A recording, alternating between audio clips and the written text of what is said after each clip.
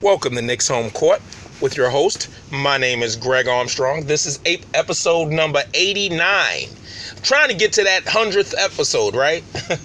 Maybe I'll have a guest for that episode. We'll see. All right, so in this episode, I'm not really going to talk about wins and losses too much. The Knicks scheduled a loss against Golden State. They figured they weren't going to win anyway, so let's just rest Kristaps. And I'm going to be honest with you, I ain't even watched the fucking game. I'm serious. I was like, yo, it's a 10:30 game. I got to be up at 5 in the morning, and y'all not playing Kristaps? Fuck it. Y'all, it's a scheduled loss. I don't need to watch the shit.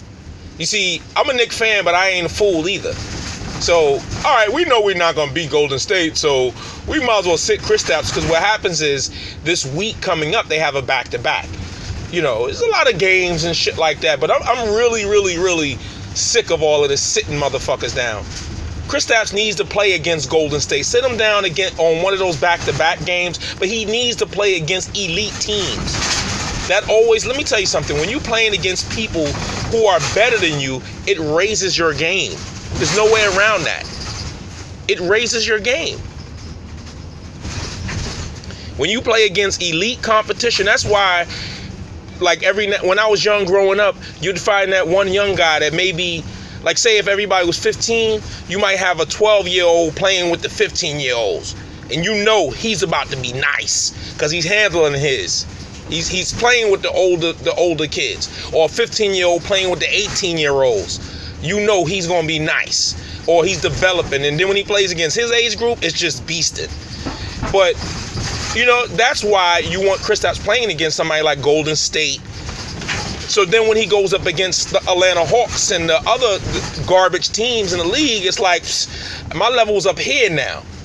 Because Golden State made my level go up here. Let me tell you something. When you are when you playing basketball or any kind of challenge that's like the top challenge, you may fail, but it will raise your awareness. It will make you better.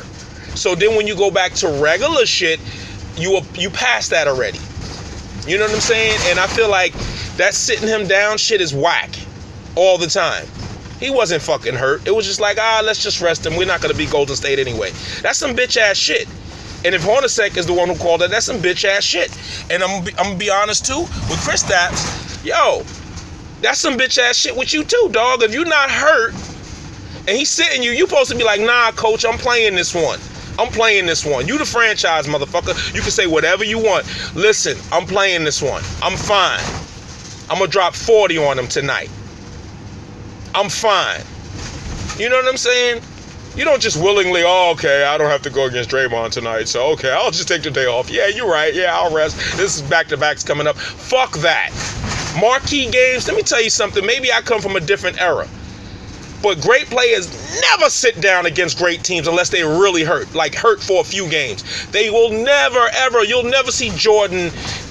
Well, see, like I say Jordan, Kobe, players like that yesteryear, even Tracy McGrady, not LeBron in them, because they'll sit down against anybody. They don't give a fuck. A lot of them don't give a fuck. They got to be in perfect condition to play. Oh, I gotta fucking, my nail is cracked. I can't play. Get the fuck out of here. So that's very, very frustrating when you see that. You know, it's very, very frustrating.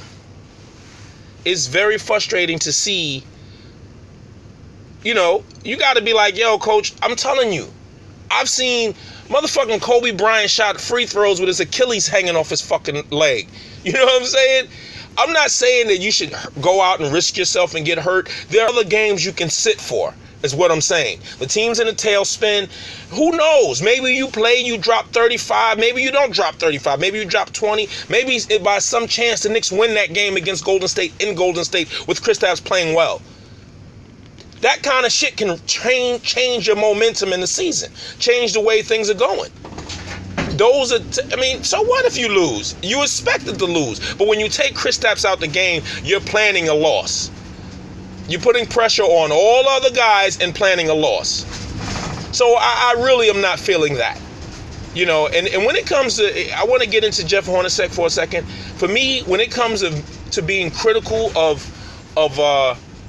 coaches, I am very reluctant to be critical of coaches. But the simple fact is, the reason why I'm not critical is because I don't know what goes on in practices. I don't know what's going on behind closed doors. I don't know what's going on in the huddles. I don't know what's going on. So I won't be the arrogant, I know more, better than the coach, dumbass motherfucker out there. I'm not like that. If I don't know, I don't know. I can only judge the results though, dog. And that's what I'll do. And right now the Knicks are losing there, and spending something needs to be done. Something needs to be done. And honestly, like I said, I'm not mad with the losing, but you want to see the coach look for other things. And I'm not one of those people that say, oh, just throw Damian Dotson in the game. Just throw Frank Ntilikina to the Wolves. That's just dumb shit. You don't do that on this level. You don't just throw. How has that works out for players who you believe is going to be great? Like from the very big, like when Kristaps came in starting, you knew he was better. He was our best option at that time to start. Right now, Frank Ntilikina is still not a better option than Jarrett Jack as of yet, especially with the wall. Especially with him playing all these games, the more games. He's already surpassed the most games he's ever played in his life. And you want to put more on his plate? Fuck out of here. Wait till after the All-Star break. Then you gradually put him in there. But he has to earn his spot. Because guess what? Once he earns that spot as starter, he's not coming out. Hopefully he's not coming out until his career is over. So people don't understand. Frank Ntilikina is 19. He has his whole career to start. It's the first fucking year, people. Give him time. Even if he doesn't start the whole year, he's playing meaningful minutes in the fourth quarter. You know, I mean, I've been listening. You know, I listen to other pods and stuff. I'm not a hater. I listen to other people, but I disagree with the notion. You know, I was listening to somebody the other day, and I disagree with the notion of, like, this particular person was saying that he didn't like the fact that Frank Ntilikina would get yanked after making a mistake. That he should be given a chance to continue and make his mistakes and things like that and learn. And I agree to a certain extent, because Jeff has been letting him make mistakes. Jeff has been playing him entire fourth quarters in games where the game is hanging in the balance. He has done this repeatedly. A lot of teams are not doing that with their rookie. When wins and losses are hanging in the balance, he has allowed Frank Ntilikina to still play. So now he's been yanking him for making stupid mistakes. And you know what? After what? 30, 40 games, you still picking up your dribble? You still giving the ball up like that? You still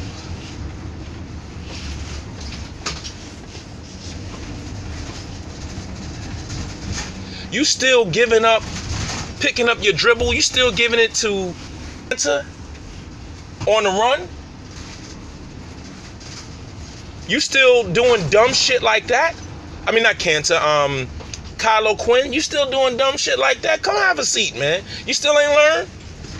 You don't know when to shoot a pass? Have a fucking seat next to me. We'll talk about that shit. Or go sit somewhere and think about it. Because we don't know how much Jeff Hornacek has been talking to Frank Ntilikina in practice, personal and private, inviting him to the office, talking to him in the office. We don't know what he's telling Frank. But I know what my eyes see. And I know I'm seeing hesitation. You see, I've seen when Jeff has taken him out. And a lot of times he's taken him out when it's indecision that leads to mistake. Hesitation that leads to a terrible shot. Or a steal because you're looking for a pass when you have a layup. You see, coaches have always said they can deal with aggressive mistakes. What they cannot deal with is tentative mistakes, hesitation mistakes, unsure mistakes. Because if you're unsure and you're the head of the snake, you're the leader when you're the point guard out there, nobody else is going to know what's going on. You have to take that person out. You see, I know this because I played point guard. The most confident person on the court has to be the point guard. Has to be. He doesn't have to be confident as far as scoring, but he has to be confident in knowing what the fuck he's doing.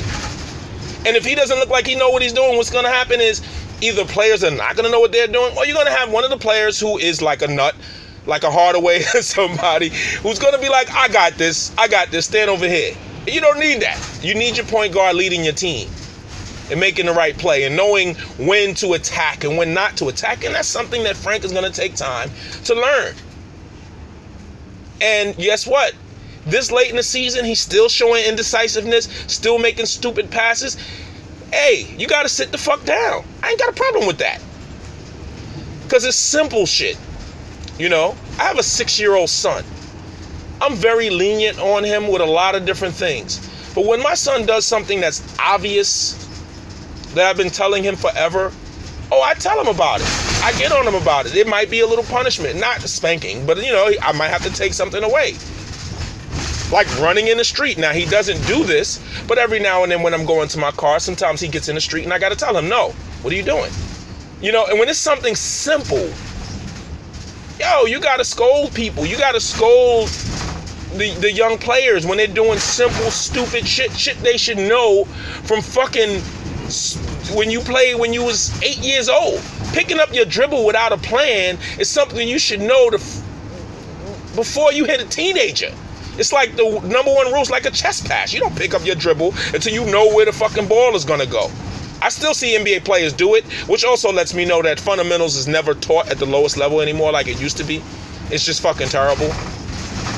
Like, two things that I noticed, that's one thing I noticed. Another thing I hate is players don't box out anymore because players are stat driven. And I can't blame them because stats lead to contracts. Because when you box out, a lot of times, you know who's one of the best guys at boxing out is Robin Lopez. When Robin Lopez boxes out, he doesn't care about getting the rebound. When he played for the Knicks, Kristaps averaged more rebounds. Why? Because Lopez would box out and allow the next player to grab the rebound. Players don't do that as much today because, again, they're selfish. They're not fully playing for one another. You know, Oklahoma City did that with Russell Westbrook. Steven Adams boxing out so Russ can get his triple-double. All right, that's cool. It's stat-driven bullshit, but it's still better when teams listen. When that ball goes up, the big men are supposed to create a brick wall where the only way you can get an offensive rebound is going over their back. That's how it's supposed to be played and taught at the lowest level up to the highest level. But it's the highest level of basketball and you don't see boxing out. Real simple thing. And in important games, players still going for their stats.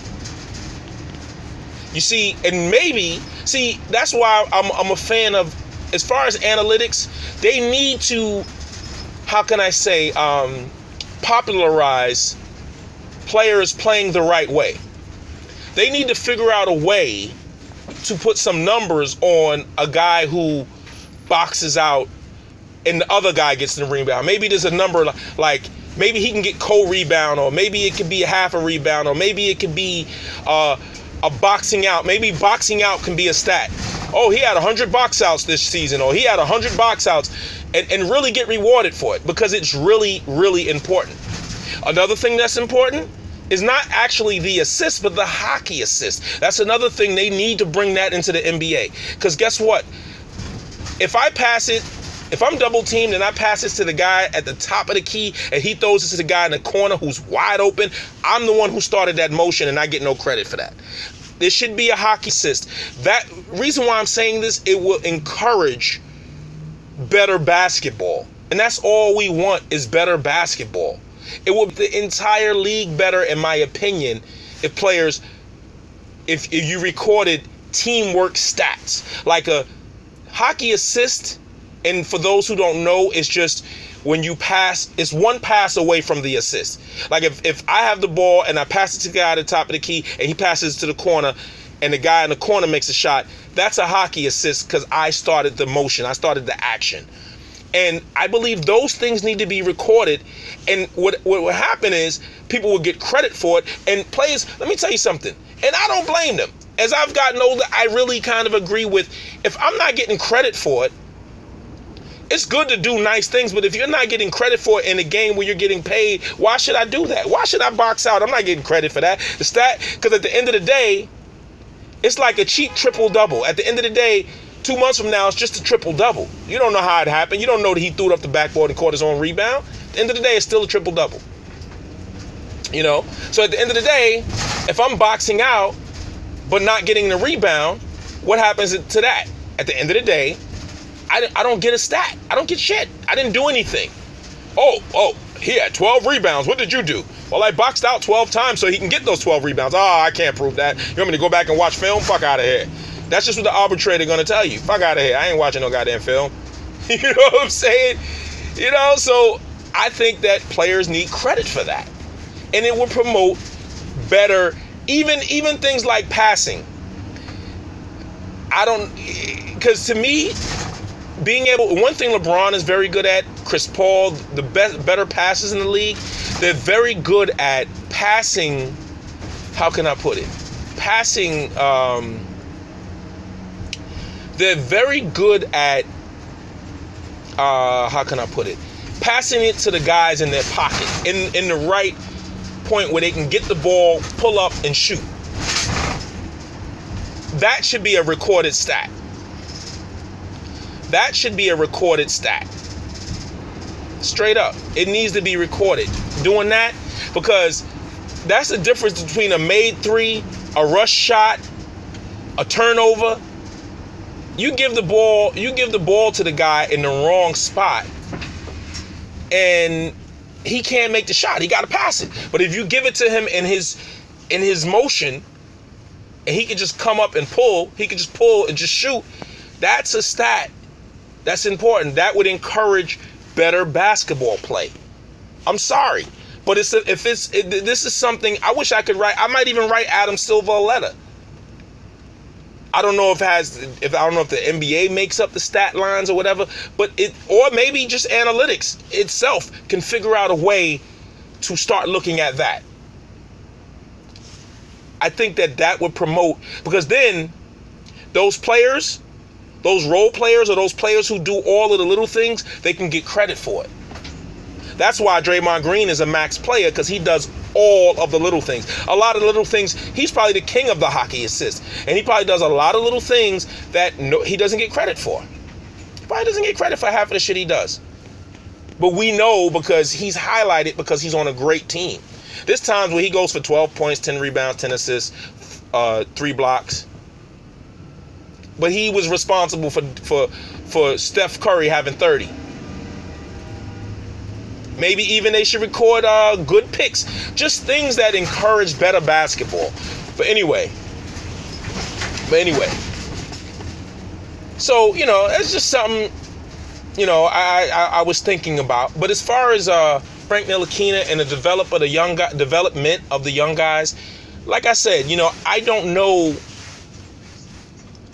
know what's going on behind closed doors. That's why I can only judge Hornacek on the results. And what I mean by that is Frank getting better? Is he improving?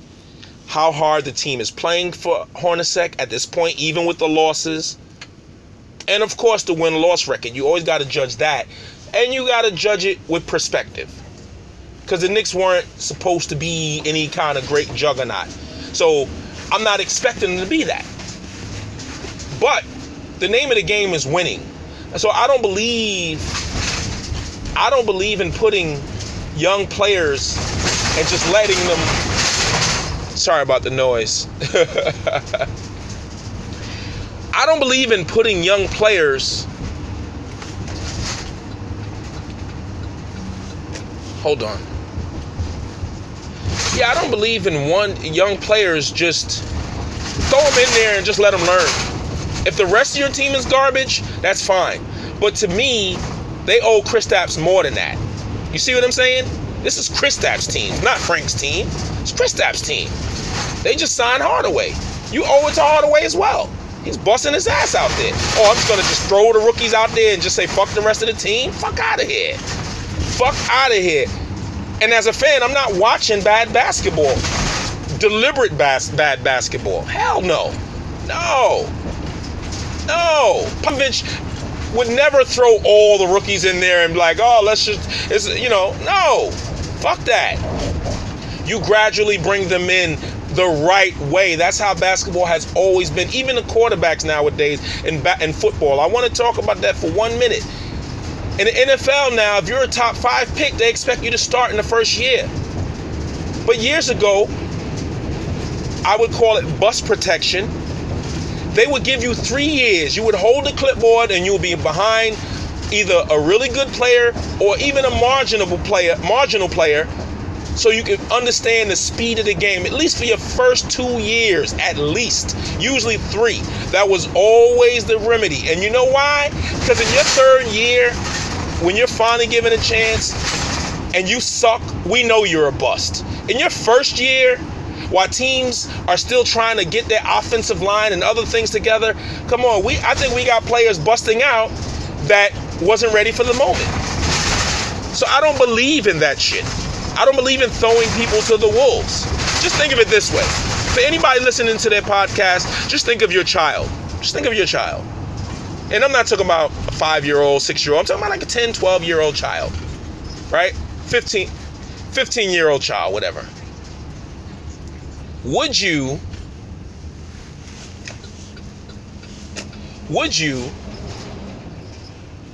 just throw your kids to the wolves? Think about it that way. Like, just, you just can't do that kind of stuff. You got to allow players to develop. You got to allow time. You got to allow them to show you. You got to develop. And you also, by not just giving them everything, you also keep, how can I say, some power over the player. So it's a lot of stuff that goes into that.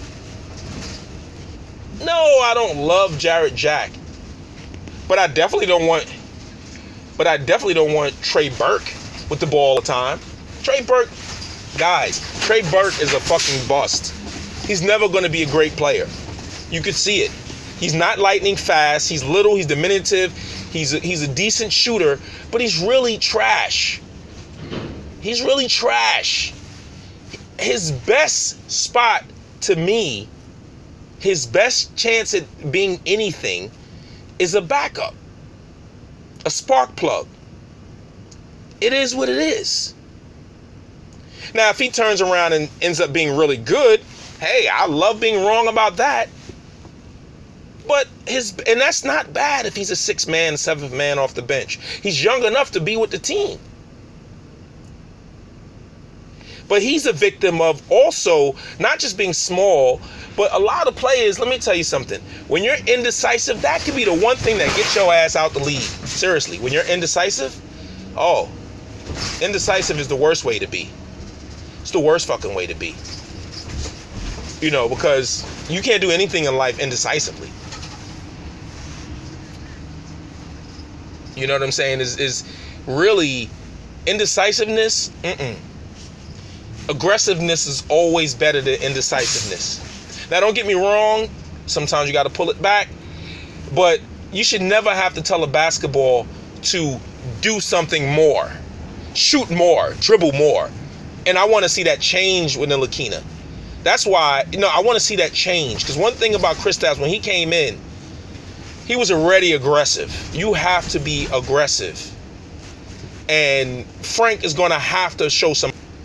Can't be out there playing like a little bitch. Seriously. Can't be out there like, oh, you're running fast. Let me give you the ball real quick. That shit got to stop, dude. Grow some balls.